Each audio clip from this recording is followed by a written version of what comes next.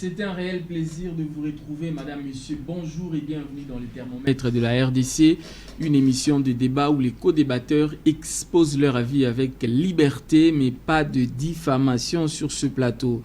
Alors, nous parlerons encore aujourd'hui du dossier Bakata Katanga pour terminer la semaine. Aussi du procès 100 jours, la Cour de cassation saisit en appel, alourdit les peines de DG de Foner, OVD et Sococ. Et pour en parler, nous recevons sur ce plateau Grace Kalonga, il est coordonnateur de DIGEC. C'est quoi en toutes lettres DIGEC, Grace? Bonjour, monsieur le journaliste.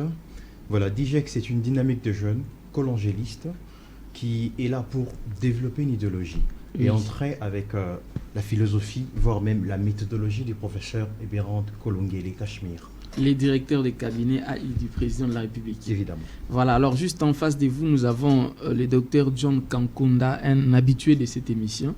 Il est communicateur des cash. Je sais qu'il aime qu'on ajoute à la fin.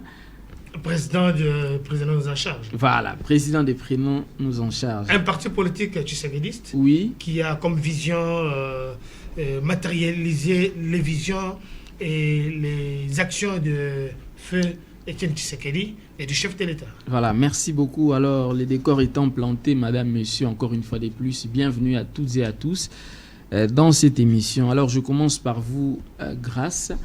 Nous parlons du dossier Bakata Katanga. On a tous suivi l'actualité. Cette milice a traversé la ville pour assiéger le centre-ville avec des dégâts que nous connaissons tous. Ce sont des actes à condamner. Évidemment, ce sont des actes à condamner, mais il est important de signaler que cette affaire n'est pas d'aujourd'hui. Cette affaire, je dirais, tire son trait depuis un certain 2 août, on est en 1998. Là où il y a eu un mouvement qui a été dirigé par M. Moutala Kambala Kyungu, oui, le père de M. Gédéon Kyungu Mutanga, qui est en tête de ce mouvement-là. Alors, qu'est-ce qui se passe? On est particulièrement à la partie orientale du pays, où il y a eu des actes de barbarie qui ont été commis justement à cette époque-là. Alors, à la tête, c'était un monsieur, Gédéon Kyungu Mutanga, qui, d'ailleurs, il y a un arrêt de principe, je crois le RPA 025/09, du 16 décembre 2010, condamnant ces messieurs Gédéon Kyungu Mutanga qui étaient à la base de ces mouvements insurrectionnels. Donc c'est un condamné. C'est un condamné de la cour militaire du Katanga, déjà, pour commencer, qui a subi la puissance d'un arrêt, n'est-ce pas, d'une décision de justice, mais qui continue avec ces genres de barbarie. Alors ça nous surprend, pourquoi? Parce que c'est un monsieur où quand la cour a procédé par une qualification, on a trouvé qu'il y a beaucoup, n'est-ce pas, beaucoup d'actes répréhensibles que la Cour avait jugé bon, n'est-ce pas, de mettre dans son arrêt. Il y a eu des mouvements insurrectionnels. La Cour est allée plus loin pour dégager l'aspect terroriste que ces messieurs, justement, a commis dans cette partie du pays. Donc je crois que, à la rigueur de la loi, je crois que les investigations doivent continuer parce que là, on est face à un monsieur très dangereux qui a un mouvement, qui a une armée, n'est-ce pas, et qui, justement, a une plénitude magico-spirituelle. Et c'est très important que ces messieurs puissent être suivis. Alors, docteur Kankunda, le gouvernement a négocié avec les rebelles de Codeco. Pourquoi ne pas négocier aussi avec Gédéon Kyungu afin de trouver une solution plus durable? Une très bonne question. Je pense que vous avez senti l'élégance de mon frère et la précision avec lesquelles il est en train de vous donner les temps, les condamnations. Et je l'apprécie beaucoup. Je salue en passant mon frère Ebérand Kolongele, que je connais personnellement. Et je ne le salue pas ici en tant que Dirkaba adjoint du chef de l'État, mais en tant que frère, d'abord. Oui. Alors, ne faisons pas le raccordement frauduleux. Les gens les Cadécos sont entrés à Minembwe avec le bandeau blanc sur la tête. Ils ne sont pas venus pour tuer. Ce sont des gens qui ont eu en amont. Il y a eu une négociation de pourparlers. Ces gens sont venus, on pouvait les arrêter tous, parce qu'ils étaient dans une position de faiblesse. Ils sont arrivés avec le drapeau blanc. Pour ceux qui connaissent l'art de la guerre, quand même un condamné ou bien un milice, que ce soit sur le terrain de la guerre, quelqu'un vous montre un bandeau blanc, vous n'avez pas le droit de les tuer, même s'il a l'arme. C'est-à-dire qu'il vous dit, je me donne à vous, il y a eu des négociations, ce n'est pas la même chose. Mais quand vous parlez de Gédéon Kyungu, Gédéon Kyungu, le frère vous a dit que c'est un terroriste, un tueur. Je vois Gédéon Kyungu semer la terreur dans les Katanga. Gédéon Kyungu a 2 milices.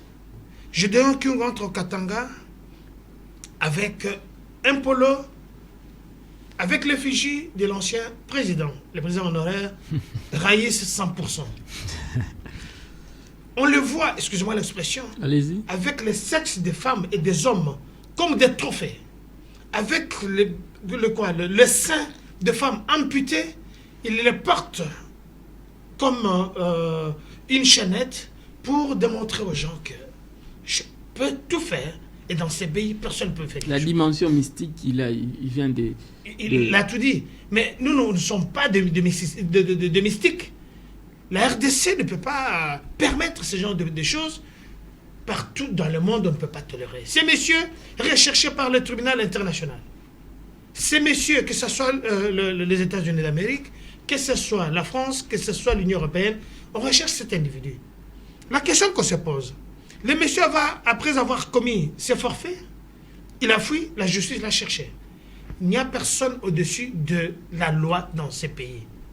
Alors le monsieur, qu'est-ce qu'il a fait? Il a fui, avec la complicité de quelques autorités locales du Katanga. Par après, ils sont allés négocier avec lui. Donc l'État négocie avec un individu. Posons-nous la question, et suivez mon regard. Quand on négocie avec un tueur, un terroriste, quand vous verrez dans la négociation, il va vous dire quoi? Je suis fort. Parce que c'est un rapport de force. S'il n'avait pas commis ces actes, des actes, on ne pouvait pas les reprocher. Il a tué, il a été même promis, il était devenu général. Il était protégé. Il avait des gardes alloués à sa sécurité. On lui a donné une maison. Écoutez, on a négocié avec l'autre là, Mwanda Semi. Oui. Je n'avais cessé de lui dire que ce monsieur-là, il a un problème dans la tête. Car c'est la nature. On va revenir sur Mwanda Semi. Mwanda Semi, sa capacité de nuisance est réduite à néant. Mwanda Semi, c'était l'ami, un collaborateur direct de l'ancien chef de l'État. Nous connaissons. Ils ont eu des deals, ainsi de suite, qui n'ont pas été respectés. Avec l'avènement de Félix, on a réduit Mwanda Semi à néant.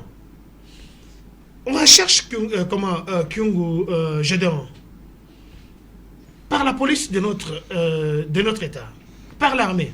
On cherche l'individu, il a fui. Nuitamment, il est logé quelque part par les gens que nous connaissons, les anciennes autorités. Quand on cherche les gens, il y a eu des dégâts collatéraux. Qu'est-ce qu'on nous dit? Non, il ne fallait pas le faire ça. Il fallait négocier avec lui.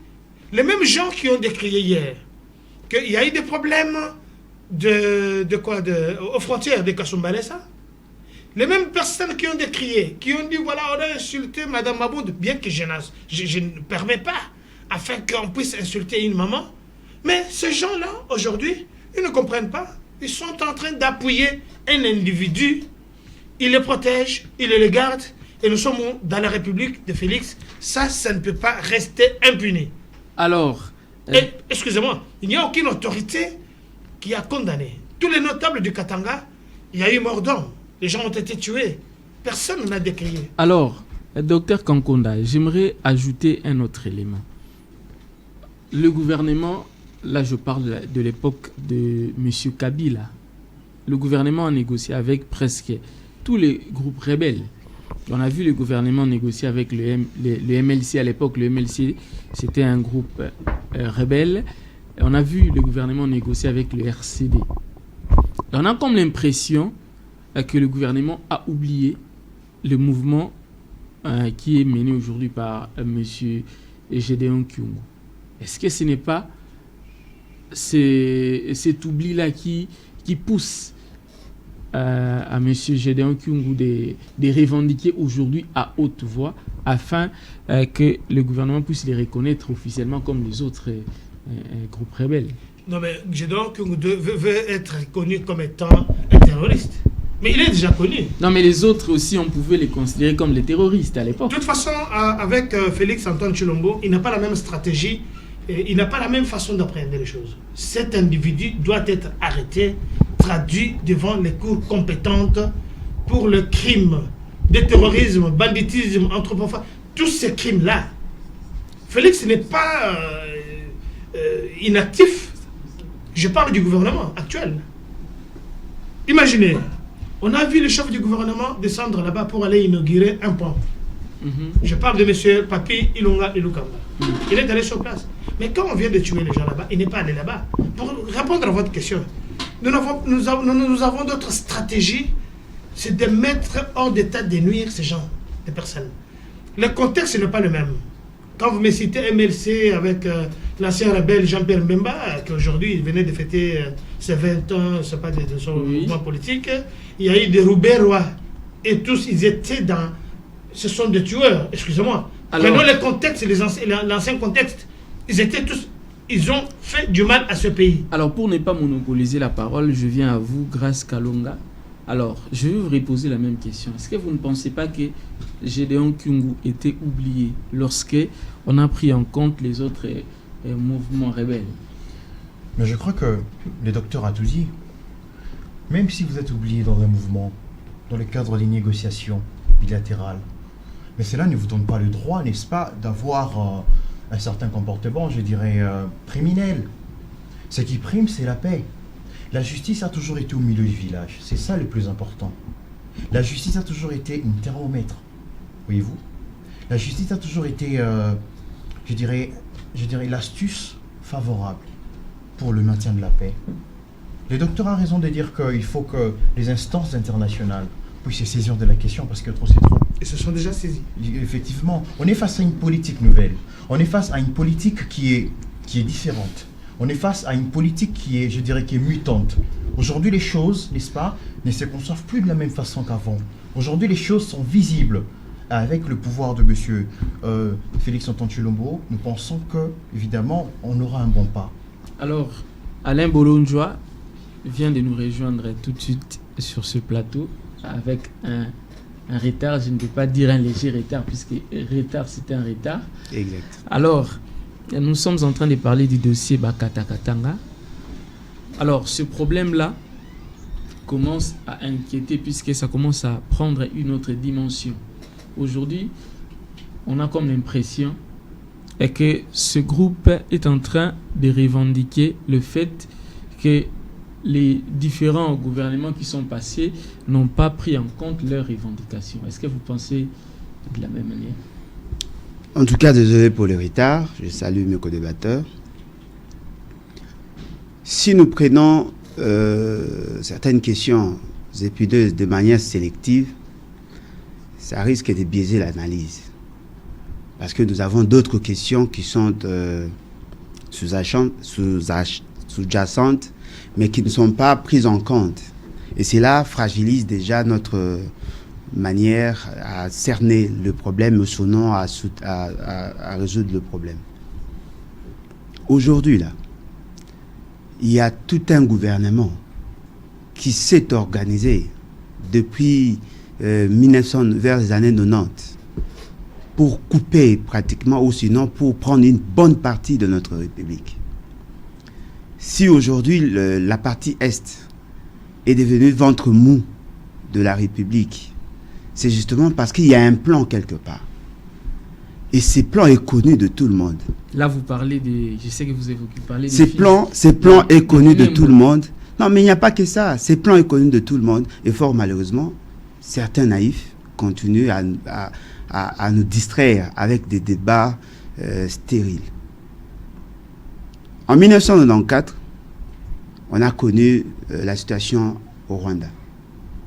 Au nom de la solidarité, on a exigé au gouvernement de l'époque, le gouvernement congolais, d'accepter des gens qui venaient de la partie Est, c'est-à-dire le Rwandais. Ils se sont déversés chez nous avec armes et munitions. Ils ont créé désolation. Et la raison était quoi? C'était justement pour anticiper sur une éventuelle attaque contre le Rwanda.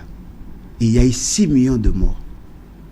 Et ce qui est surprenant, cette situation a été boutiquée ou concoctée 2 ans seulement. C'est-à-dire 1994, il n'y avait plus de gouvernement pratiquement au Rwanda. Et en 1996, ils ont commencé à nous attaquer et ils ont renversé tout un régime. On a eu des tractations. Nous sommes allés au niveau international. On a négocié, on a parloté. Et fort malheureusement, on n'a pas trouvé gain de cause. Et la bataille a continué. Nous sommes arrivés jusqu'à convaincre la communauté internationale qu'effectivement c'était une agression. Nous avons obtenu l'accord d'Addis Abeba, la résolution 2098, 2211 et tant d'autres résolutions. Aujourd'hui, il y a les rapports mapping.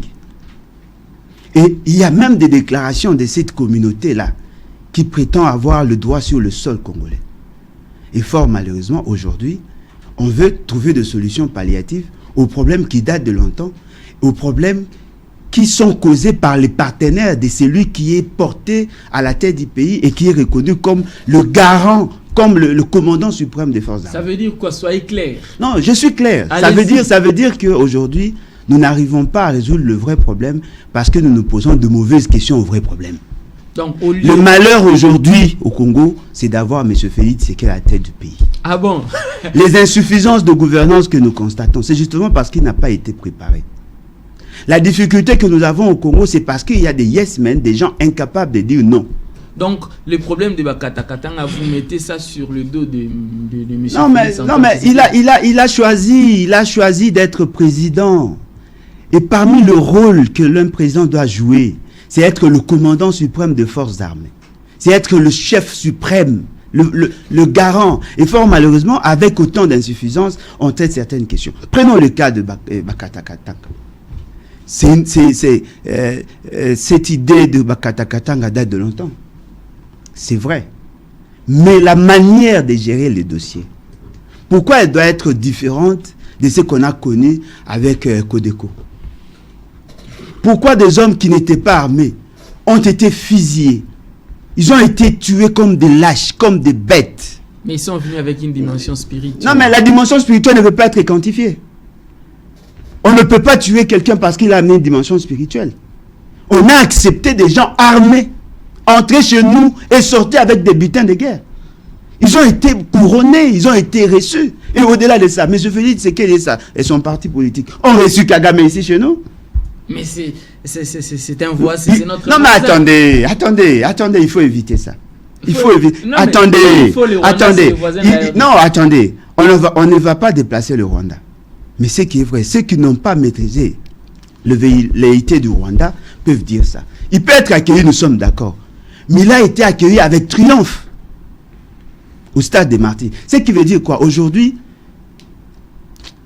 j'ai quand même honte d'être en face des gens qui viennent applaudir un pouvoir impotent. Et voilà encore une autre confusion. On nous dit le gouvernement. On nous dit le gouvernement. Mais le gouvernement, elle est constitué de qui et de qui? S'il y a des criminels, parmi les criminels que vous citez là, il y a l'un d'eux qui est ministre, non? Qui a été nommé par ordonnance. Vous pouvez citer ça? Non, mais vous l'avez cité. Lesquels? Vous l'avez déjà cité. Il y a des criminels. Vous avez énuméré un nombre de criminels. Mais parmi ces criminels, ce sont vos alliés. Alors, ils sont au gouvernement. Ce qui veut dire qu'il y a complicité au niveau de M. Félix Tshisekedi. Et c'est quand même décevant. Les gouvernements actuels, notamment les chefs de l'État, sont complices de ce qui se passe et dans les Katanga, et dans les Hauts-Katanga, et l'insécurité dans la partie est du pays. C'est une bêtise. C'est une bêtise. Je ne peux pas tolérer qu'un intellectuel, un garçon très intelligent comme lui, puisse tomber trop bas avec des réflexions biaisées, mal en point. Il n'est pas... Vous voyez, il nous commence la guerre de 94. Il connaît les contours. Jusqu'aujourd'hui, il y a les gens qui étaient impliqués dans ce qui s'est passé au Rwanda. Je ne veux pas parler de ce qui s'est passé au Rwanda, qui sont traqués. Pas plus tard qu'avant-hier, la France a mis la main sur un individu qu'on trouve qu'il était le financier de ce qui s'est passé là-bas. Je connais l'histoire de l'Est de notre pays. Si M. Bolonjoa a de la haine viscérale vis-à-vis de Félix Antoine Tshilombo Tshisekedi, mon président. Son président aussi. Non. Non, il est congolais. Non, je ne crois pas. Quelqu'un ne peut pas traiter son président ou insulter son père en public, le manquer du respect comme il est en train de le faire. Est-ce qu'il a insulté quelqu'un? Est-ce qu'il a insulté quelqu'un de... Nous sommes des intellectuels. Apparemment, j'ai en face de moi un fanatique. Je suis un grand fanatique d'abord de mon Non, mais pays. voilà pourquoi votre analyse est biaisée. Vous êtes fanatique d'un individu. C'est quand même décevant. S'il vous plaît. Excusez-moi. Non, mais je n'ai même pas besoin de vos éloges, mais ce qui est vrai, c'est quand même surprenant. Vos déclarations prouvent partout où vous passez que vous avez une haine viscérale. Vous n'avez jamais dirigé une institution officielle dans ce pays. Et lui, il a fait ça depuis quand? Il n'est pas votre si ami. Non, mais attendez. Si vous voulez faire des cultes de personnalité, il faut choisir notre plateau. Allez-y. C'est quand même Si vous ne pouvez surprenant. pas me protéger, Je Vous comportez en fanatique et vous n'avez même pas honte. Je protège tous mes invités sur le plateau. C'est vous qui avez la parole, allez-y. Il a parlé, on l'a écouté. Il va parler, il aura la parole, l'émission est Je dis bien, il a encore parlé, on l'a écouté. Les petites règles de la démocratie, c'est la tolérance aussi. Allez-y. Il a parlé, je l'ai écouté. Allez-y, docteur. Alors quand il devient agité, ça c'est leur façon qu'on les apprend là-bas à l'FCC. Non, il peut perdre. Il n'est pas dit Je peut vous perdre, le encore confirme. moins dit FCC. Je vous le confirme. Ah Parce bon? que quand vous voyez les modus operandus, écoutez, je suis aussi un comportementaliste. La moquerie est souvent l'indigence de l'esprit. Nous parlons de choses importantes de notre pays. Il ne peut pas réduire le débat à une personne qui a hérité des affres malheureux de notre pays, qui essaye de faire quelque chose, alors qu'il n'a jamais dirigé même une commune. Et vous l'avez fait. Quartier. Vous l'avez fait. Vous comprenez? Moi, j'ai assumé de votre fonction dans ces pays. Vous citez le nom que le chef de l'État n'a S'il vous jamais plaît, fait. vous ne faites pas quand le vous dites débat. moi, Franchement. que Non, monsieur, apprenez un peu à être sérieux. Nous parlons de questions sensibles. Non, c'est malheureux d'être en face d'un fanatique. S'il vous plaît. Je suis un grand fanatique de mon pays. Non, de Félix Tshisekedi, pas de votre pays. Parce que vous avez trahi la nation. S'il vous plaît, allez-y, adressez-vous au public. Depuis que Félix est devenu président, suivez toutes les déclarations de ces messieurs, c'est contre Félix. Il n'est pas compétent.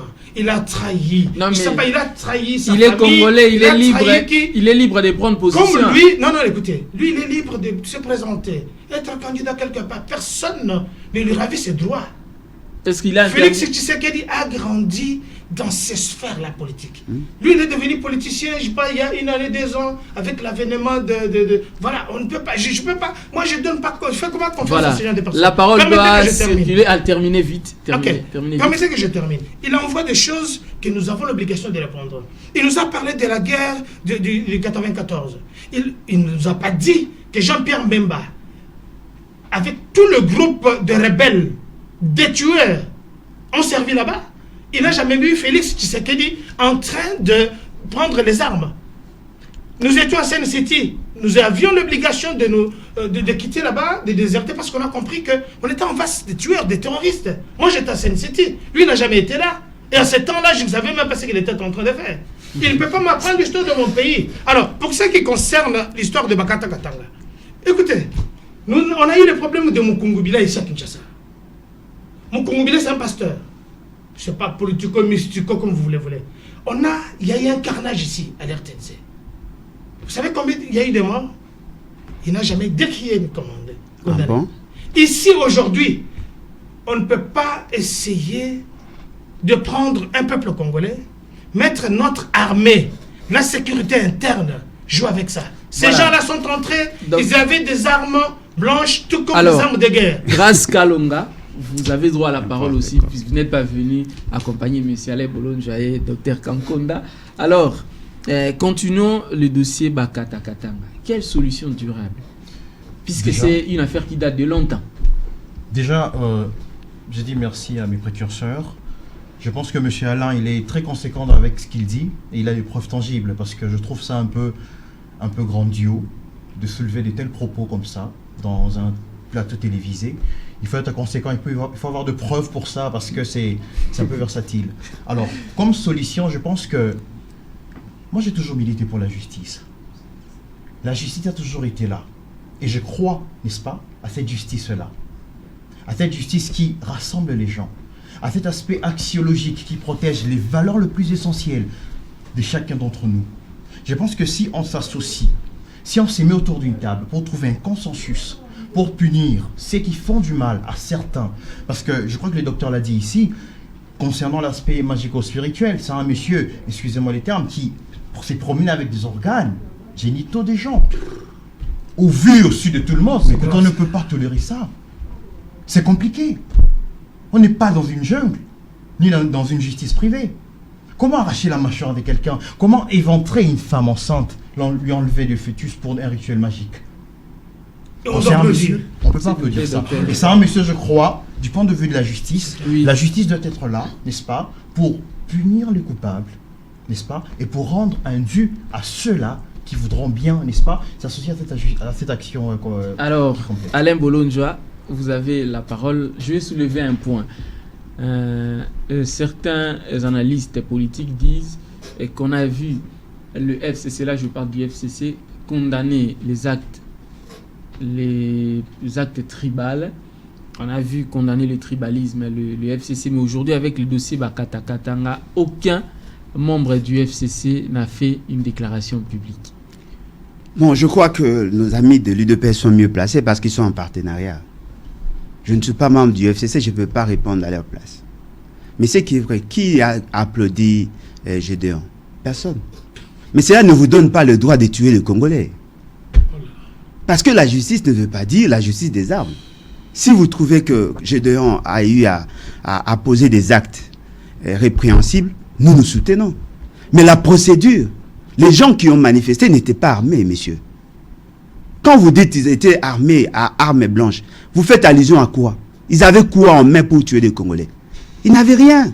Il faut faire la part de choses. Ce n'est pas parce que quelqu'un a volé qu'on doit automatiquement les tuer, ou on dit que quelqu'un aurait fait X, Y chose, on doit automatiquement les sanctionner. Ils n'ont pas été jugés. Il y avait possibilité de les arrêter et de les mettre en prison. Mais moi, je peux aussi vous citer des cas. Codeco a eu aussi à tuer, à violer même.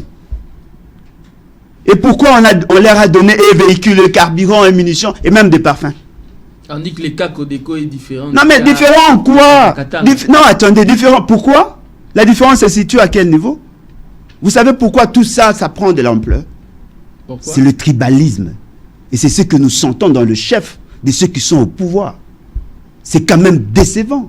Non mais les Bakata Katanga sont... non mais ils sont congolais au même rang que tous les autres. Si on a été, si on avait le souci d'établir l'ordre, il fallait arrêter ces gens-là. Alors, ils ont été fusillés. Vient faire quoi là-bas? Non, mais effectivement, parce qu'il y a un conflit entre les deux, parce que vous avez cité le PPRD. Oui. Pourquoi les autres n'ont pas réagi? Ou le FCC? Pourquoi le FCC n'a pas réagi? Parce qu'il y a le tribalisme. Mais attendez, pourquoi les autres ont réagi de la sorte? Certainement aussi parce qu'il y avait le tribalisme. Nous voulons qu'il y ait un état de droit. Et dans un état de droit, on doit respecter le principe. Et nous avons le malheur d'avoir des apprentis sorciers, des gens qui n'ont aucune maîtrise de la gestion du pays, qui veulent nous amener dans cet esprit de division, et c'est ce qui fragilise l'État. Nous avons tous suivi les incantations de notre concitoyen de l'UDPS. C'est quand même décevant.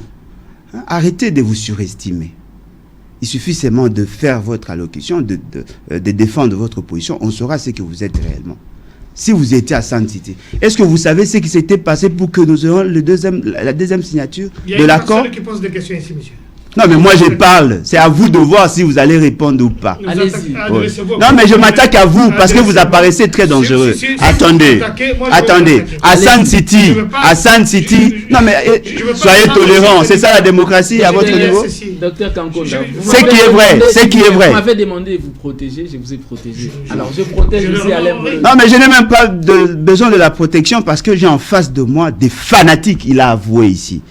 Est-ce que vous savez que à Sun City, on a eu l'accord, la signature d'un accord, l'accord de cascade, qui a été signé entre le parti prenant. On a exclu le RCD et Ali. Et à cette époque-là, Étienne Tshisekedi s'est coalisé avec les RCD. Ah bon? C'est coalisé avec les RCD. Il était au Rwanda avec toute une équipe. Et cette équipe a fait 2 ans au Rwanda. Si vous n'avez pas cette information, je suis désolé. Attendez, il y a des gens qui nous suivent, qui savent comment nous sommes arrivés à avoir Sun City 2. C'est Étienne Tshisekedi et sa bande qui ont fait en sorte que nous ayons encore une fois de plus le Rwandais. Et la question de la nationalité a été débattue à 2 fois. La première fois, c'était en 1885. On nous a ramené jusqu'à 1960. Aujourd'hui, au moment où nous parlons, c'est que les autres ont évité de faire. Félix Tshisekedi l'a fait avec Minembwe. Voilà. Vous êtes des traîtres, messieurs. Il faut avoir le courage de les reconnaître. S'il vous plaît, la parole va revenir à vous en parlant des Minembwe. Faisons un petit crochet puisque nous parlons de la sécurité. Alors, aujourd'hui, Minembwe, c'est officiellement une commune urbano-rurale. On a même installé le bourgmestre et les bourgmestres adjoints dans les Fizi, dans le sud Kivu. Alors, certaines personnes accusent, pointent du doigt, je vais citer les noms, pointent du doigt M. Azarias Rouberoy. On dit que c'est M. Azarias Rouberoy qui est derrière ces dossiers parce qu'il tient à l'autonomisation des Minembwe. Vous êtes au courant de ces dossiers? Je suis un acteur politique. Oui. Pourquoi ne puis-je pas être au courant? Allez-y alors. Un commentaire. Je ne viens pas ici pour faire un yeux doux à un monsieur qui n'a pas de qualité de parler et de me refaire l'histoire de mon pays, que je connais, que je maîtrise. Il vous parle de Sun City, il vous parle de Etienne Tshisekedi qui a coalisé avec les rebelles. C'est malheureux. Et tout à l'heure, je vous dis qu'il nous parle du tribalisme. Quand quelqu'un est d'abord un haineux comme lui, quand quelqu'un fait toujours des raccordements frauduleux dans son langage, dans sa réflexion, Félix ne pouvait pas devenir président. Il nous parle de l'expérience. Nous avions ici un président de la République qui nous a pris 32 ans. Je cite Marshal Mobutu, un dictateur féroce que moi j'ai combattu. Nous avons un président qui a pris 18 ans. Monsieur Joseph Kabila. Les deux, ils nous ont pris 50 ans. Les deux. Je ne parle pas de Kabila Père. N'est-ce pas? Le monsieur ne pouvait pas soulever son petit doigt pour ni critiquer Mobutu, ni critiquer Raïs 100%, le président honoraire. Comprenez qu'aujourd'hui, il prend le poil de bête. Parce que Félix... Il se dit parce que Félix est là. Il apprenait l'état des droits, la liberté d'expression, le peuple d'abord, l'instauration d'un vrai état des droits. Il a la possibilité de parler, passer dans tous les médias, dire ce qu'il veut, sans qu'il soit attaqué. Ce n'était pas le cas avec Moukébaï, il y a 2 ans. Ce n'était pas le cas avec Safou et bien d'autres, et les Ertamboué. Il a le courage de dire ça. Nous avons un problème de tribalisme aggravé. Il ne vous a pas cité ici Kabenga Numbi, que lui-même il est élu de le Mankoulou, l'un de ses amis, qui arrive au Katanga, au lieu de passer ses congés parlementaires chez lui, à Minembwe, il n'y a pas de route, où il n'y a pas de classe, où il n'y a pas d'eau. Il va au Katanga prôner le tribalisme. Et il a pris ça. Et vous dites que c'est un problème tribal. Parce qu'on a tué les inciviques qui sont en train nuitamment, qui voulaient hisser le drapeau de Bakata Katanga, qui y ont tué 2 de nos policiers, en qui j'adresse mes condoléances le plus attristées d'abord au chef de l'État, au ministre de l'Intérieur et à leurs familles respectives. Franchement, il ne nous cite pas, monsieur, apprenez à être sérieux. Il ne nous cite pas la responsabilité du ministre de l'Intérieur provincial. Il ne nous cite pas la responsabilité du gouverneur. Du ministre de l'Intérieur. J'ai dit, le vice-premier je suis en ministre train de de l'Intérieur monter. aussi. Je suis en train de monter. Allez-y. Je ne suis pas sénile, monsieur. Allez-y. Il nous parle du tribalisme. Il est dans la logique de ceux qui disent qu'ils rentrent chez eux. Vous comprenez? Le Katanga ne sera jamais séparé de la République. Et les sécessionnistes, comme eux, dans leur façon, leur manière de faire des choses, nous, on va les chasser du Congo. S'ils veulent aller au Rwanda, ils veulent aller en Zambie, ils peuvent aller là-bas. Pour ce qui concerne ce qu'il était en train de dire. Pour chuter en 30 secondes. Minembwe, oui. Ne faisons pas des raccordements frauduleux. Il faut savoir les contours. Je n'appuie pas. Je sais que les Banyamulés ne sont pas des Congolais. Moi, je l'ai dit. Il faut dire ça à M. Félix Tshisekedi. M. Félix Tshisekedi, c'est un chef de l'État. Non, il faut lui dire ça. Ne sait pas. vous mettez en porte-à-faux avec sa philosophie et vous le soutenez à 100%. Vous êtes répugnant quand vous citez un chef C'est une d'État. honte. Non, mais attendez, il ne faut pas m'intimider, monsieur. Il a dit que le Banyamulenge était des Congolais. Et vous venez de vous mettre en porte-à-faux avec ce qu'il a dit. Il faut lui dire ça. Adressez-vous au spectateur, s'il vous plaît. Allez-y. Je le dis clairement, il faut savoir le contour. J'ai mon point de vue. Je suis Congolais. Personne ne m'interdit de penser, de réfléchir, de dire ce que j'ai envie de dire. Encore moins Alain Ce Bolo. n'est pas lui. Encore moins. Il est mal placé. Non, mais lui aussi est libre. Et il ne peut pas me Congolais, dire que voilà, vous n'avez pas la capacité. Écoutez, moi je ne peux pas intimider quelqu'un ici. Je n'ai pas le droit. Par rapport à mon éducation, par rapport à ce que j'ai appris, je ne peux pas venir intimider. Voilà, la parole doit circuler. Alors si lui vient avec des choses... Excusez-moi, je termine parlant douceur. Ils ont leur logique, nous savons. Leurs accusations, nous savons. Quand quelqu'un vient ici, il vous dit non, voilà, j'ai des Nkungu, il ne fallait pas faire ça. Mais ces gens-là, ce sont des tueurs, des terroristes. Ils ont tué. Vous n'avez pas tué des Nkungu, vous avez tué les simples citoyens. Alors, Kalonga Grâce, parlant de Minembwe, s'il vous plaît, parlant de Minembwe, vous êtes au courant, vous aussi, que la région du Minembwe est désormais une commune urbano-rurale. Et qu'on pense que les Banyamulenge, comme Dr Kankonda a cité si bien, veulent autonomiser ce coin du Sud Kivu. Évidemment, on a suivi l'info, n'est-ce pas? Et je crois que les évidences sont là. On doit être un et uni. Le Congo ne peut pas être un espace, je dirais, disparate. Comment est-ce que un groupe de gens, n'est-ce pas, vient pour s'accaparer d'un coin de la République?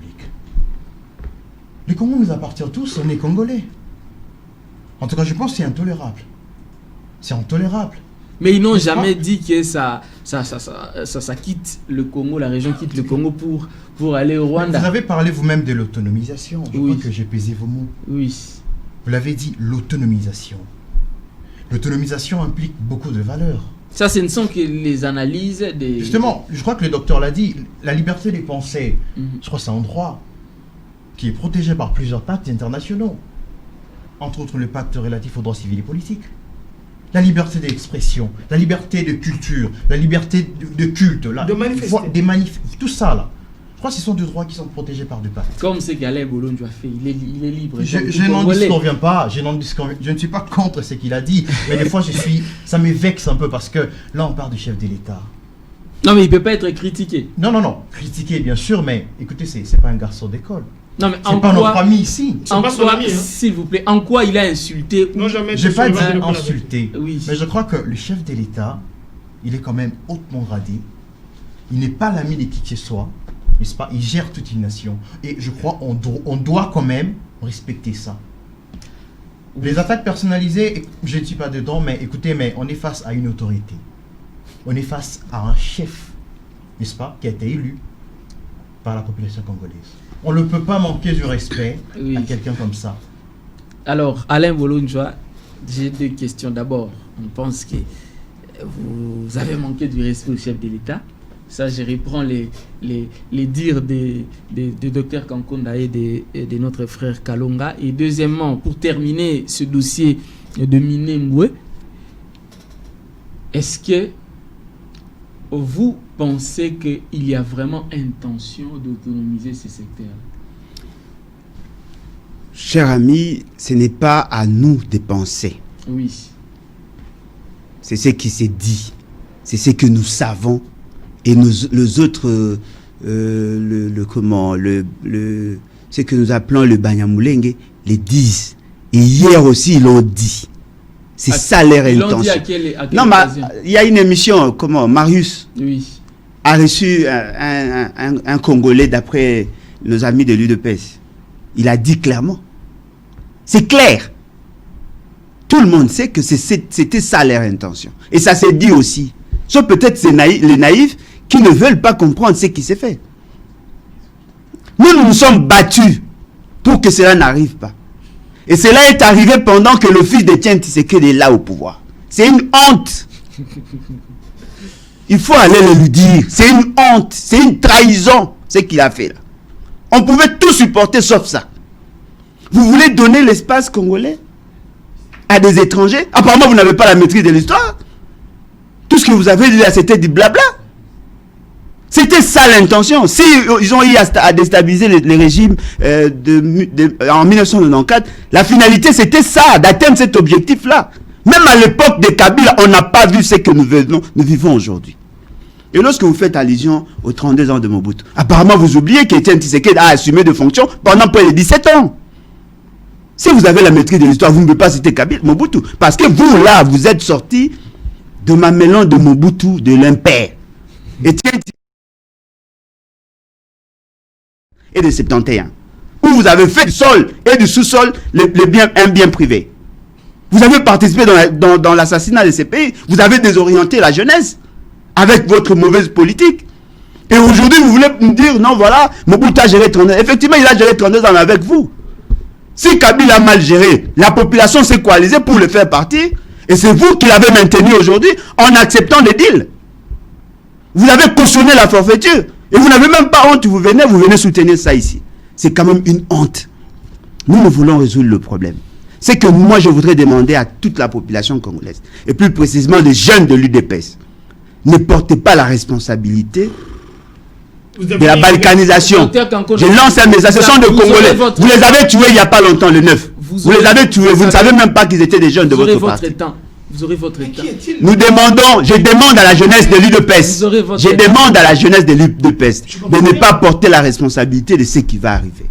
Nous avons été déçus par l'UDPS de voir qu'aujourd'hui, vous avez cédé une partie de notre terre. Et nous allons nous battre. Nous allons nous organiser, nous allons nous battre. On ne va pas laisser passer ça. Alors, vous, la jeunesse de l'UDPS, nous vous demandons de commencer déjà la révolution à votre part. De commencer déjà la révolution à votre niveau. Ne laissez pas M. Etienne et Félix Tshisekedi marcher sur la mémoire de tous ceux qui se sont battus pour maintenir les 2 345 409 km. Docteur Kankonda, je sais que vous allez réagir. Mais permettez-moi, pour gagner le temps. C'est ce que j'ai dit. D'ailleurs, il ne répond même pas aux questions. S'il vous plaît, docteur Kankonda, vous allez réagir par rapport au dire de Alain Bolonjoa. Je vous donne le temps. Mais aussi, nous allons passer au sujet suivant pour gagner du temps. Donc, chacun de vous aura la possibilité, s'il veut, de revenir sur les dossiers de l'insécurité et de la sécurité. Et puis, ensuite, passer au dossier suivant où nous allons parler du procès des 100 jours où la Cour de cassation saisie en appel a alourdi les peines de DG de Foner, OVD et Sokok. Alors, allez-y d'abord. Je vais lui faire une petite signification, une petite démonstration, parce qu'il y a beaucoup de choses qu'il n'a pas compris. La signification d'une zone ou bien commune urbaine, c'est quoi? Il ne s'est pas défini. Urbano-rural. Effectivement. La ville de Bordeaux, on ne va pas dire qu'elle a été vendue. Je lui cite une petite... ridicule. Voilà. Ridicule. L'intolérance. Non, mais apparemment, vous n'avez pas la maîtrise de l'histoire, vous n'avez pas la maîtrise des enjeux. Alain Bolonjoa, s'il vous plaît, laissez-le terminer. Ville liée à unité urbaine. Exemple, Bordeaux est une ville urbaine car elle fait partie d'une communauté urbaine avec plusieurs communes affiliées. Vous comprenez? Nous parlons d'une ville urbaine. Minembo est devenue une ville. Devenue une commune. Pas une ville, une commune. Écoutez, je vous dis encore l'intolérance de ces genres d'individus.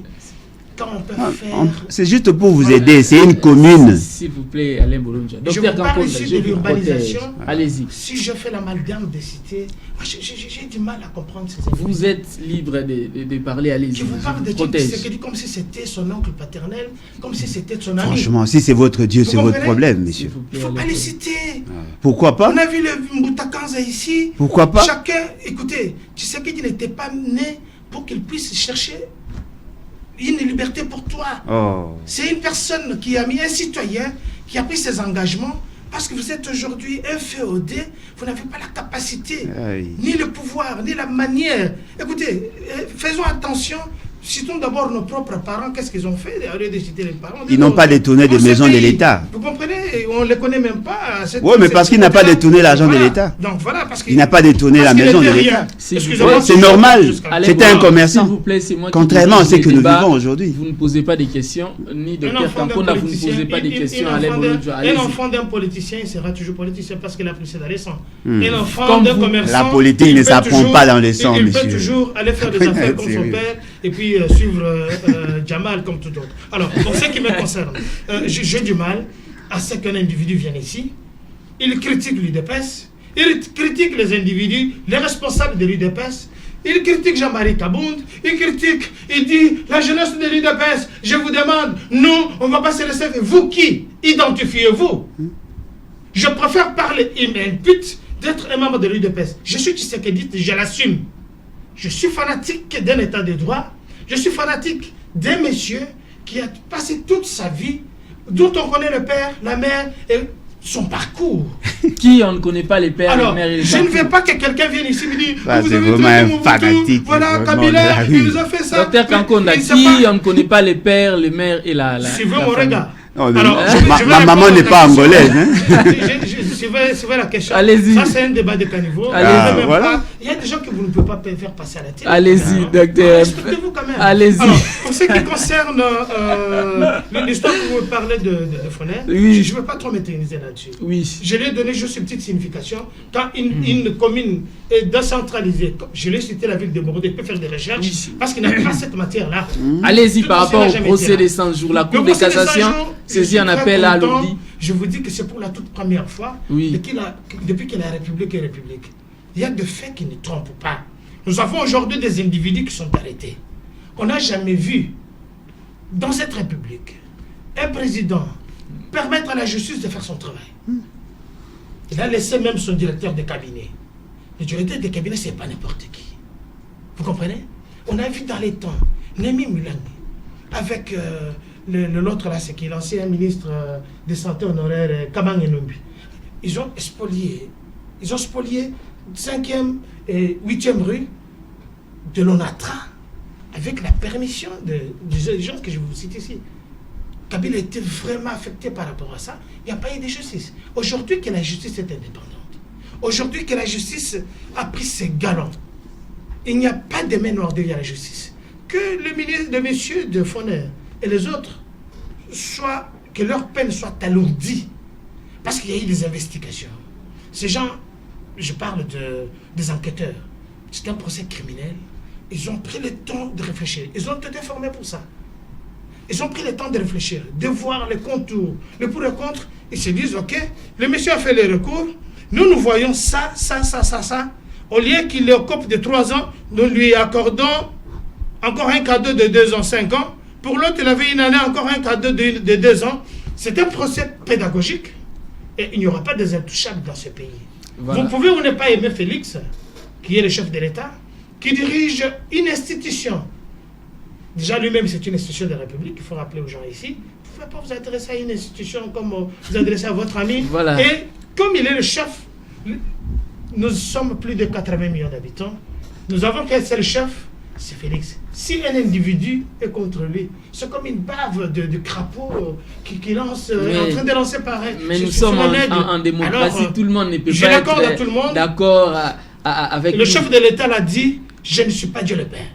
Justement. Vous pouvez me condamner, vous pouvez me juger, vous pouvez faire des critiques, allez-y. Alors, je viens... raison pour laquelle il est là aujourd'hui, il parle personnellement. Je viens à vous, Kalonga Grace. Alors, je vais poser 2 questions. La première question, un petit commentaire par rapport au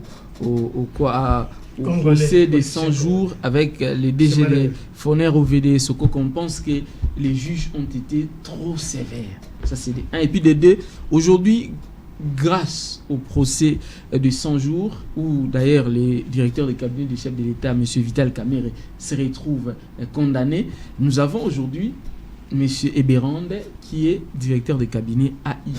Mais on ne le sent pas sur le terrain. Comme son prédécesseur, M. Kamerhe, était tout le temps présent, on sentait qu'il y en avait un directeur de cabinet présent, mais M. Eberande, il est effacé. Qu'est-ce qui se passe? Donc, c'est des questions. D'accord, je pense que je vais commencer par la première question sur les petits commentaires du procès de 100 jours. Oui. Je pense que la meilleure justice découle, n'est-ce pas, dans l'esprit des juges. Les juges, quand ils prononcent sa peine, quand il dit les droits au perchoir, il est conséquent, il est doté de ce qu'on appelle de l'équité personnelle, de son ultime conviction. Si les juges pensent qu'il est opportun d'alourdir telle peine ou l'autre peine, je crois que c'est là voie un pesant important. Parce que c'est lui le maître, au fait, de la décision. Il est doté des capacités, tant pédagogiques que psychologiques. Mais pourquoi ne pas reconduire la même peine au lieu d'alourdir? Justement, mais moi je ne suis pas juge, en fait, M. Merveille. C'est une aptitude, n'est-ce pas, qu'on reconnaît au juge, l'ultime conviction, l'équité personnelle. Donc justement, si les juges trouvaient important d'alourdir cette peine de la sorte, je crois qu'il y a une raison valable. Je crois qu'il y a une raison, je dirais, percutante, qui fera en sorte que, qu'il y ait droit. Alors, pour revenir à votre question, je pense que, là, en tout cas, comme vous l'avez dit, c'est votre avis. Vous êtes, je suis journaliste et observateur. Et c'est ce que nous constatons tous, exactement, que M. Bérand n'est pas pris. Laissez-moi vous dire que M. Bérand Collongel, c'est un technocrate. C'est un monsieur, n'est-ce pas, qui aime travailler. Aujourd'hui, la DIGEC, la dynamique des jeunes collongélistes, que je coordonne, n'est-ce pas, veut justement aider M. Bérand, le soutenir dans son action politique. Aujourd'hui, la DIGEC veut justement militer pour une expansion de ses valeurs républicaines. C'est un monsieur qui est rempli de beaucoup de valeurs. L'honnêteté, la bonne gouvernance, le vrai sens du mot. C'est un monsieur qui sait ce qu'il fait, n'est-ce pas? C'est un monsieur qui est rempli de bonnes valeurs républicaines. C'est un monsieur qui dirige la res publica comme il faut. C'est un monsieur, il est inspirationnel. C'est un technocrate moderne. C'est un monsieur, laissez-moi finir, qui est doté des capacités, n'est-ce pas, de travail. C'est un grand bosseur, comme vous voyez là. Donc il ne croise pas les bras. Aujourd'hui, monsieur le directeur de cabinet, monsieur Bérand Collongel Cachemire, ensemble avec la DIGEC, n'est-ce pas, nous allons travailler de concert pour pallier à ce que vous dites. Mais laissez-moi vous dire qu'aujourd'hui, la DIGEC est en place avec lui-même en personne pour, n'est-ce pas, pallier à certains doutes. Mais M. Bérand est bel et bien sur terrain. C'est un technocrate, c'est un monsieur inspirationnel qui sait ce qu'il fait, qui inspire beaucoup de jeunes aujourd'hui dans plusieurs domaines de la vie, tant scientifiques que je dirais socioculturels. C'est un monsieur qui remplit des bonnes gouvernances et je crois qu'avec lui, les choses iront mieux. Alors, s'il nous écoute, s'il nous suit tout de suite, en tout cas, il doit être présent. Mais je sais qu'Alain Bologne, ne pense pas la même chose, mais aussi par rapport au procès de 100 jours, aujourd'hui, la Cour de cassation alourdit les peines. C'est vive l'état des droits, s'il faut le dire ainsi. Cher ami, il y a un sérieux problème. Et le problème du Congo aujourd'hui, c'est les fanatismes. Vous avez tous suivi le culte des personnalités. De l'autre côté, on parle de M. Félix Tshisekedi comme un dieu. Et ici, on nous parle d'un directeur de cabinet qui n'a jamais fait ses preuves. C'est un droit. Et c'est quand même décevant. C'est quand même. Non, mais effectivement, vous avez le droit d'être fanatique. Je vous l'interdis pas. Vous avez le droit de vous agiter. Non, mais attendez, je ne suis même pas agité. C'est votre droit. Non, mais attendez. Allez-y, s'il vous plaît, grâce. Quand vous parlez de la bonne gouvernance, apparemment, nous n'avons pas la même perception de la bonne gouvernance.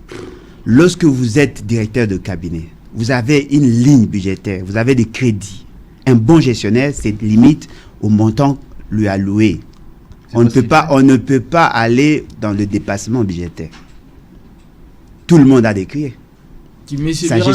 Non, mais effectivement, la présidence a fait des dépassements budgétaires. Tout le monde les.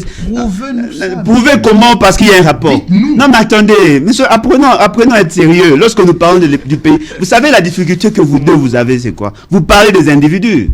Parlez d'abord des principes. Vous allez comprendre que ce que vous dites là, c'est du n'importe quoi. Non, attendez. Vous ne parlez pas du Congo, vous êtes là pour parler d'un individu. Non, mais vous avez cité le nom, pourquoi vous êtes là? Non, mais ces gens-là sont terribles. Ce sont des mauvais gestionnaires. Que ce soit M. Félix Tshisekedi, que ce soit son directeur de cabinet, ne sont pas sérieux dans la gestion. Vous avez cité ici le cas de le fameux programme des 100 jours. Ça, c'était une erreur grave, c'était une faute grave de gestion.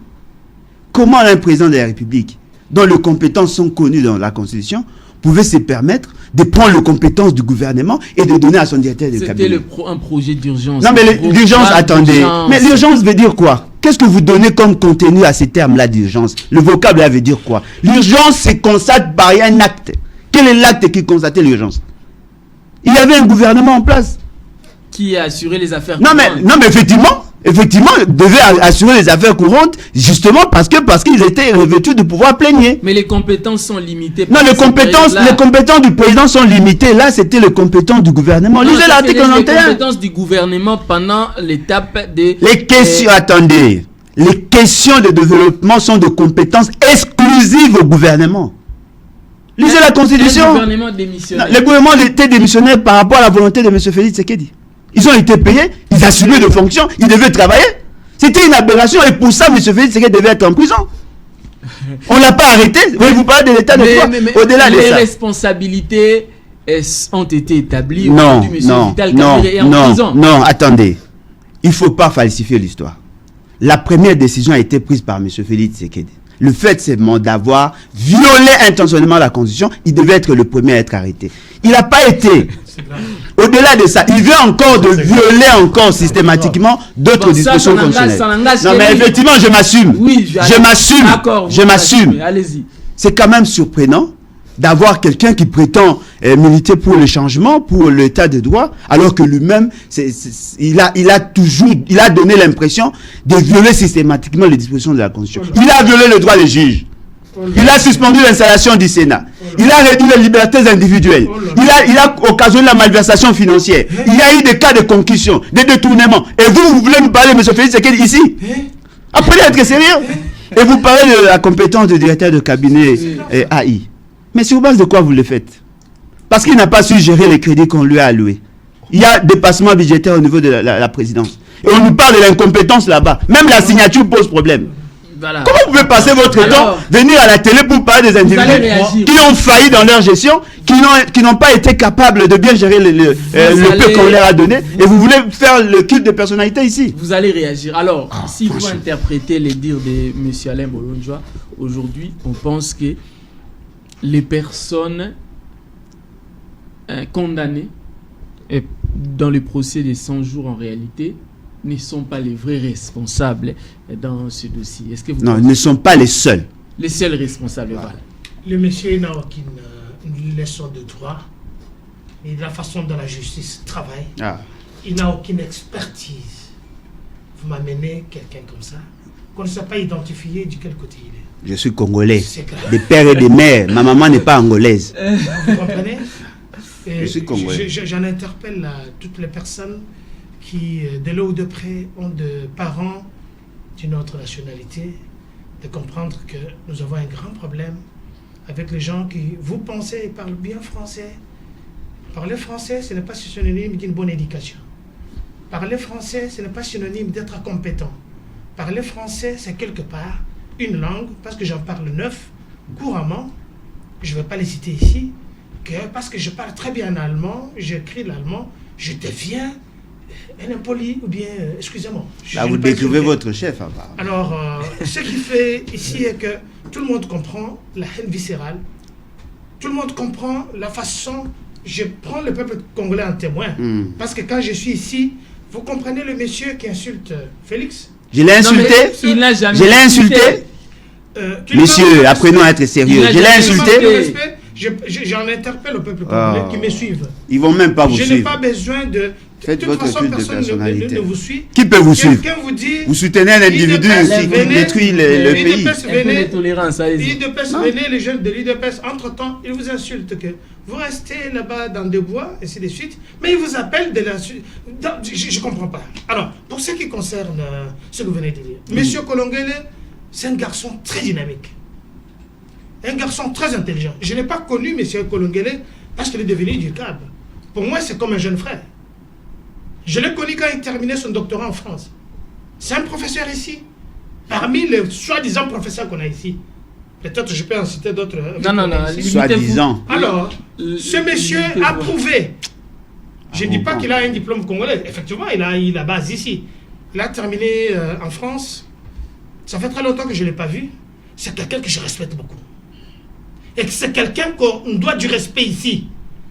Parce que si nous ne respectons pas nos élites, si nous ne respectons pas les gens qui nous dirigent, même s'il est boiteux, on n'a pas le droit de lui manquer du respect public. On les respecte, mais on peut critiquer. Permettez, je dis bien, il faut critiquer. Ce sont des dieux pour eux. C'est pas cette façon répugnante. Je vous dis que APIC TV est regardé même à l'extérieur du pays. Quand vous invitez les gens ici, ils doivent faire aussi la promotion d'APIC et du chef de votre chaîne. Ce n'est pas les gens qui viennent ici depuis qu'il est arrivé, il ne fait que critiquer. Il voit le mal partout. Comme lui, il était un saint. Il est du PPR de non. Il est du Lamouko non. Il est de l'UDPS non. Il est où? Je suis congolais. Oui, c'est bien, tu es congolais. Mais tu dois avoir une appartenance. Quand vous appelez les gens à se joindre à vous, mais vous devez dire aux gens, vous joindre où? Vous n'avez aucun bureau. Vous comprenez? J'ai un background. Je ne veux pas personnaliser les débats. Ce n'est pas le moment, ce n'est pas ici. Alors, quand nous sommes en train de parler du procès des 100 jours, tout est lié au procès des 100 jours. Kolongele, une fois qu'il a été confirmé, il a pris des décisions importantes. Lesquelles? Il a donné 48 heures au ministre du portefeuille, je crois, pour le dire. Les décisions du chef de l'État qui avait été nommé le PCA, par exemple, M. Kungu, vous avez 48 heures. Il a dit. Vous voyez, alors, c'est la preuve de l'incompétence. Est-ce qu'un directeur de cabinet peut faire ça? Compétence vous voyez, d'instruire un ministre. Vous venez d'avouer ça. Écoutez, je ne veux pas entrer dans ce débat. Non. Dans l'administration, le directeur de cabinet n'est pas le chef d'un ministre. S'il vous plaît, Alain Bolonja. Vous voyez, allez-y. Confusion. Allez-y, s'il vous plaît. Je vous parle de gens répugnants, intolérants, irresponsables. Parce que quand on vous accorde un peu de temps, soyez conscients. Il me fait le moral de la démocratie, la tolérance, le respect de l'autre. J'essaie de respecter ça, mais il est tellement répugnant. Excusez-moi, monsieur, c'est pas une insulte. Vous êtes habitué. Kolongele, c'est quelqu'un que je connais, que je respecte. Si le chef de l'État, vous ne me dites pas qu'il est de l'UDPS. Si le chef de l'État a fait son dévolu sur lui, nous avons encore des réserves. Il était l'adjoint des Camérés.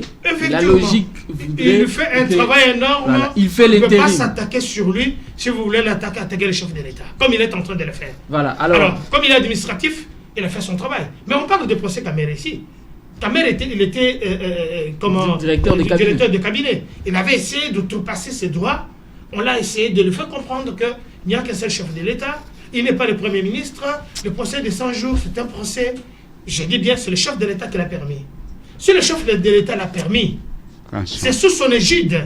Le fait qu'il est le garant du bon fonctionnement de l'État, en tant qu'institution, je ne vois pas quelqu'un qui a un sourire cynique. Je vous dis tout à l'heure, vous êtes très dangereux, monsieur. La moquerie, c'est souvent l'indigence de l'esprit. Ce monsieur est indigent de l'esprit parce qu'il ne permet pas à ce que nous puissions parler République. Nous parlons République, nous avons des institutions, nous avons un pouvoir qui fait un effort. Pendant une année et demie, nous voyons des réalisations. Pour ce qui concerne, je vais chuter par là. Je ne permettrai en aucune fois que Minembwe soit une entité rwandaise. Ça, je l'ai dit, je me battrai toute ma vie, comme mon père l'a fait, comme le docteur Tshisekedi l'a fait. On ne permettra à personne de diviser. Comme M. Antoine Félix Tshisekedi est en train de le faire. Voilà. Alors, je reviens à vous. Deux questions. D'abord, une réaction par rapport à l'analyse de M. Bolonja concernant M. Eberan, puisqu'il soulève un point ici important. Il dit que voilà, dans sa gestion, il a fait un dépassement budgétaire. Est-ce qu'il y a une explication à cela? Et puis, deuxièmement, par rapport au procès de 100 jours. C'est un motif de satisfaction. S'il ne faut pas aller dans le droit, puisque vous avez dit que les juges est libre, n'est-ce pas? C'est son ultime conviction. Exactement. Alors, c'est un motif de satisfaction pour l'état des droits, au moins. Ok, je vais procéder par la première question. Oui. En ce qui concerne les allégations telles que soutenues tout à l'heure par mon co-débatteur à côté, M. Alain, je trouve qu'on doit être sérieux. Je trouve qu'on doit être raisonnable. Je pense qu'on doit être conséquent, M. Alain. Comme l'a dit le docteur tout à l'heure, le professeur Eberan fait un travail remarquable. Vous avez le droit de réagir comme vous voulez, mais c'est la vérité. Le cynisme. Il a le droit de réagir comme il veut, mais c'est la vérité. Le professeur Ebéran, c'est quelqu'un qui est grand politiquement. C'est quelqu'un qui sait la gestion. Aujourd'hui, le chef de l'État, s'il a jeté un dévolu sur sa personne, c'est pas en vain, chère merveille. Ce n'est pas en vain que si le chef de l'État aujourd'hui a décidé, n'est-ce pas, de voir M. Ebéran prendre ce poste-là, c'est pas à dessein. C'est pas en vain. C'est parce que le chef de l'État a trouvé des compétences. Le chef de l'État a vu que je suis face à un monsieur compétent qui a beaucoup de potentialités. Expérimenté à la matière. Le dépassement budgétaire, qu'est-ce qui explique? Justement, mais écoutez, Alain l'a dit tout à l'heure ici, je ne sais pas si je vais me raccorder à ce qu'il a dit. Évitons les raccordements frauduleux, c'est pas intéressant. On est face à un débat républicain où je crois qu'on doit se comprendre. On doit se comprendre le plus mieux possible. Dans la gestion de l'État, écoutez, mais tout doit être justifié. Il existe des dépassements budgétaires. Je ne m'inscris pas dans ça. Mais tout ce qu'a fait M. Ebéran entre dans la gestion du pays. Et on le voit, on le sent à travers les actions du chef de l'État. Comment on veut se voler la face ici? Comment on peut dire n'importe quoi au cours d'un débat télévisé? Je crois qu'on doit être sérieux et conséquent. Pour chuter à votre deuxième question concernant l'aspect entrée, n'est-ce pas, au procès de 100 jours, je crois. Mais la liberté du juge, je crois, est inéluctable. Quel commentaire devrais-je faire? Notre droit est légal, notre droit est écrit. Le juge dispose d'une capacité, d'une liberté d'appréciation personnelle, dispose d'une force antérieure, dispose d'un dire personnalisé, en dehors du texte. Et c'est l'ultime conviction du juge. Je crois qu'attention, en tout cas, je n'ai pas beaucoup de commentaires parce que tout ce qui est fait, je crois, est dit. Alors, il nous reste 15 minutes. Vous avez chacun 5 minutes, sujet de votre choix. Je commence par vous, M. Alain Bouloudjou. Je ne suis pas surpris de voir de concitoyens venir ici pour parler des individus. Ce sont de pratiques connues et fort malheureusement que nous devons tous combattre. Il faut plus parler de la nation que des individus. Parce que les individus peuvent aussi entrer en conflit d'intérêts avec l'État. Il y a beaucoup de faits qui justifient déjà la présence de qui doivent justifier la présence de M. Félix Tshisekedi en prison. En ce qui concerne les juges de la Cour constitutionnelle, on nous a ressassé ici que M. Félix Tshisekedi aurait un procès verbal qui sanctionnait le choix de 2 autres membres de la Cour constitutionnelle remplaçant les juges qui étaient en place. Si ces juges-là étaient consentants, en principe, ils devaient démissionner. Ils ne l'ont pas fait. Le fait seulement qu'ils n'ont pas démissionné et qu'aujourd'hui, ils ont recruté un avocat pour traduire M. Félix Tshisekedi en justice, c'est qu'ils sous-entendent qu'ils n'ont pas été consultés. Et même s'ils étaient consultés, la procédure qui restait, c'était leur démission. N'ayant pas obtenu la démission, c'est qu'ils sous-entendent que l'acte nommant ces juges-là, les remplaçants, est caduque. Et ce qui veut dire qu'ils n'ont pas le droit de prêter serment. Ça, c'est votre interprétation à vous. Ça, c'est ma position. Et c'est la position de tout le Congolais conscient. Docteur Kankou. Non, mais lui, j'ai dit tout le Congolais conscient, je ne l'ai pas cité. Mais les chefs de l'État je l'ai pas, non, le contraire. Non, mais il n'a pas le droit de penser. Il fait partie des Congolais inconscients. Non, j'ai dit tout le Congolais conscient savent que M. Félix Tshisekedi a violé intentionnellement la Constitution. Pour ça, il doit être traduit en justice. Bon, ça c'est votre avis. Allez-y, continuez. Il y a un autre fait que d'aucuns semblent négliger. C'est par rapport à la gestion du pays. Aujourd'hui, nous sentons qu'effectivement, il y a un sérieux problème de leadership. Il y a beaucoup de failles en termes de gouvernance. Il y a des choix contradictoires. Lorsque le Congolais meurt, il y a un président qui se déplace. Lorsqu'il y a un souci en termes de structure de prix, on nous parle d'autre chose. Les agents de l'État ne sont pas payés. Même ceux qui sont payés sont sous-payés. Ce qui veut dire qu'il y a un sérieux problème. On nous ajoute encore un autre dossier par rapport à la question sécuritaire. Tout ce que nous avons fait pour éviter à ce que l'entité Minembwe soit reconnue comme une entité territoriale décentralisée, c'est-à-dire une commune, pendant que nous nous battions, on nous a distrait avec tous les événements. Aujourd'hui, c'est chose faite. Et lorsqu'on reconnaît une entité, une certaine autonomie, cette entité peut aussi exiger plus. Parce que c'est une autonomie partielle, mais qui peut aussi être totale ou sinon générale. C'est ça l'intention. Nous avons des vidéos. Des gens qui prônent déjà une nouvelle république. C'est connu depuis l'année du temps. Et fort malheureusement, nous avons un président qui considère ça comme un fait bénin, alors que les gens se sont battus. Nos amis de Fizi, de tous les territoires là concernés, se sont battus. Il y a des groupes armés qui ont été créés justement pour éviter à ce que cela arrive. Et voilà, le fils d'Étienne Tshisekedi arrive au pouvoir, ils jettent des fertilisants et ils ont atteint leur objectif. Comment expliquer la mutation d'une entité déconcentrée à une entité décentralisée peut intéresser les ambassades? Comment les ambassadeurs, les États-Unis par exemple, comment les ambassadeurs peuvent se déplacer juste pour installer un bourgmestre? Il y a le chef d'état-major, il y a le ministre, il y a le commandant de la police, il y a toutes les fonctions de l'État sont représentées juste pour installer un bourgmestre. Alors qu'il y a eu des nominations ici, on n'a pas vu les ambassadeurs se déplacer. Une minute, il vous reste... Ce qui veut dire qu'il y a un plan contre la République et seuls les naïfs ne veulent pas cerner cela. Bien qu'on a eu, on s'est pas entendu sur certaines questions, j'encourage notre ami, notre concitoyen de l'UDPS, qui a démontré à la face du monde qu'il y a eu trahison, le fait seulement qu'on a soutenu la démarche de couper pratiquement une partie de notre pays. J'encourage, c'est-à-dire il a reconnu que son chef a trahi la nation. Il y a aussi notre ami l'homme de directeur de cabinet AI de M. Félix Tshisekedi qui a aussi reconnu cette situation. Ce qui sous-entend, je profite de l'occasion pour inviter tous les Congolais, en commençant par les amis de l'UDPS. Tous ceux qui prétendent, tous ceux qui veulent que le Congo soit un et indivisible, de tout faire pour que M. Félix Tshisekedi prenne conscience que nous ne laisserons pas passer cela et nous sommes prêts à nous battre. Même s'il faut mourir, nous sommes prêts.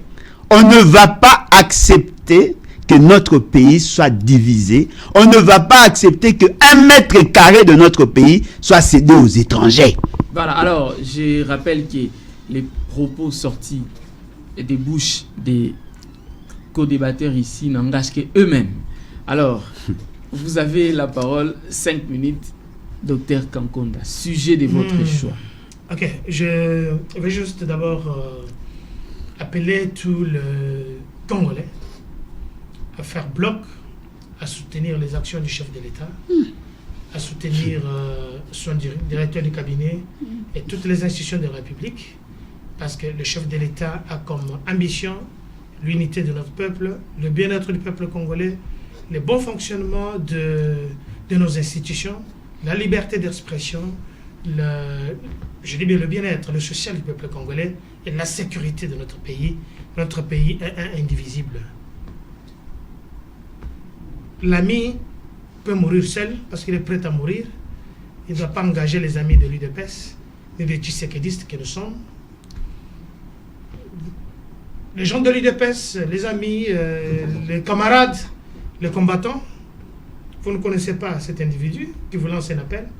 Vous ne savez même pas, vous ne connaissez pas son adresse, vous ne savez même pas où le trouver. C'est comme un suicidaire qui est en train de chercher de s'automutiler.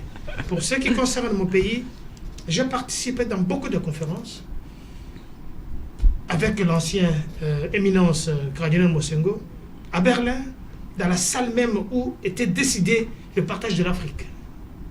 Je sais de quoi je parle. Ce pays restera un. Il peut y avoir des gens qui veulent prendre notre pays, prendre les magots, voler notre or, ainsi de suite. Soutenu par Félix Tshisekedi. Mais ces gens-là resteront ici. Au moins, vous êtes d'accord sur Félix, un point. Non, soutenu par Félix Tshisekedi. Vous m'égrignoter mes numéros, Allez-y. Allez-y. Je vais répondre. Allez-y. Là, je suis sérieux. Le monsieur en face de moi, vous le connaissez, c'est un tribal hors cadre, un haineux. Suivez mon regard. Dans toutes ces émissions de télévision, il ne parle que le mal de notre père, à nous tous, de notre chef, Félix Antoine. Je dis bien, moi je n'ai pas foi aux yeux de condamner mon chef, de lui faire des remarques ou bien des reproches. Il l'a dit lui-même, il n'est pas Dieu le Père. S'il y a quelque chose qui ne marche pas, je le dis et je suis un homme honnête pour ceux qui me connaissent. Je vais appeler mon frère Jean-Marc Kabonde, 520 gigas. J'appelle à mon frère franchement, Augustin Kabouya. La mobilisation, la sensibilisation, le terrain est vide. Mais il n'est pas vide, parce que quand on voit les déclarations de mon prédécesseur, qui est en train de se pavaner dans toutes les télévisions pour dire que voilà, Félix, il a fait ça, il a fait ça. Nous avons l'obligation de combattre ce genre d'antivaleurs et de personnalités comme ça. Pour ce qui concerne... Non, vous combattez les personnalités comme ça. Il vous reste une minute. Pour ce qui concerne mon pays, le sujet le plus important, c'est de voir qu'aujourd'hui, nous avons quand même un docteur qui est venu d'ailleurs, une crème congolaise, le docteur Jérôme Mouyangi, qui est venu ici avec une expertise par rapport à la Covid-19. Nous avons le professeur Mouyembe, nous avons le docteur Déteni Longodo, en qui je n'ai jamais été d'accord sur beaucoup de points. Je l'ai dit, ce n'est pas parce qu'il est tshisekidiste, je l'ai dit et je l'assume. Que docteur Jérôme est rentré de Kivu, du Kivu, oui, effectivement, il était à Kasongo, là où on a trouvé, détecté quelques maladies de la coronavirus, qu'il a apporté des solutions importantes. D'ici, il va aller encore à l'intérieur du pays, au Kasaï. Il a mené de l'expertise. Il a commencé à planter de l'artémisia, non seulement pour combattre la Covid qui va passer, mais combattre la malaria, une maladie qui est stagnante, voilà, et qui demeure ici. Voilà, le message est passé. Je l'encourage, je le soutiens, et je l'amènerai, j'irai avec lui au Kasaï, j'irai avec lui au Katanga, pour essayer de soutenir. Voilà, alors... apporter ce que je sais faire. Je ne fais pas seulement la politique, mais j'essaie aussi de donner de l'espoir, la vie, et à toute l'association de la lutte contre la drépanocytose que je dirige aussi, et à tous les médecins qui me suivent. Plus de 150 que vous êtes, même ceux qui sont à l'étranger. Merci. Alors, vous clôturez, Grace Kalonga, 5 minutes, sujet de votre choix pour clôturer. Voilà, je crois en conclusivité. Je vais soulever un petit aléa qui vient d'être soulevé. Vous êtes dans votre temps, par Alain tout à l'heure. Je n'ai jamais dit que j'étais pour la division du Congo. Le Congo va rester un et indivisible parce que je suis congolais. Je joins ma voix à celle du docteur. N'est-ce pas? Aujourd'hui, la participation, l'état de droit, c'est qu'on soit, n'est-ce pas, à une participation citoyenne et à la gestion, n'est-ce pas, de ces institutions de manière responsable et surtout de manière idoine. Aujourd'hui, les jeunes veulent justement sortir tête. Aujourd'hui, les jeunes cadres, les scientifiques, etc., veulent, n'est-ce pas, mettre la main dans la pâte. Aujourd'hui, on a une crème intellectuelle qui est monsieur le professeur Ebiran Kolongel Cachemire, qui est une crème intellectuelle, qui est inspirationnelle avec ce qu'il fait, qui inspire beaucoup le jeune, qui remplit son rôle comme un maître. Et je crois qu'aujourd'hui, avec la DIGEC, la dynamique de jeunes colongélistes, qui, n'est-ce pas, ensemble avec monsieur le professeur Ebiran Kolongel Cachemire, nous allons essayer, n'est-ce pas, de porter haut ces standards, la vision politique du chef de l'État, ainsi que les standards tels que définis par lui-même, monsieur le professeur Ebiran, pour, n'est-ce pas, faire un pas vers l'avenir. Le Congo nous appartient tous. Le Congo, c'est un champ de compétences. Le Congo, c'est un espace, je dirais, à cultiver. Il y a beaucoup à faire. Très important. Très, très important. Il y a beaucoup à faire, il y a beaucoup à cultiver. Il y a beaucoup à renchérir sur le plan tant social, surtout sur le plan politique. Aujourd'hui, les jeunes, n'est-ce pas, viennent dans ces cadres avec leur background, leur bagage personnel pour mettre la main dans la pâte. Je crois que les jeunes sont disposés à faire cela aussi. Voilà, merci, le message est passé. Merci à vous tous d'avoir répondu présent à notre invitation. Merci également à vous, fidèles téléspectateurs. Je vous retrouve la semaine prochaine avec d'autres invités avec le même plaisir. Au revoir.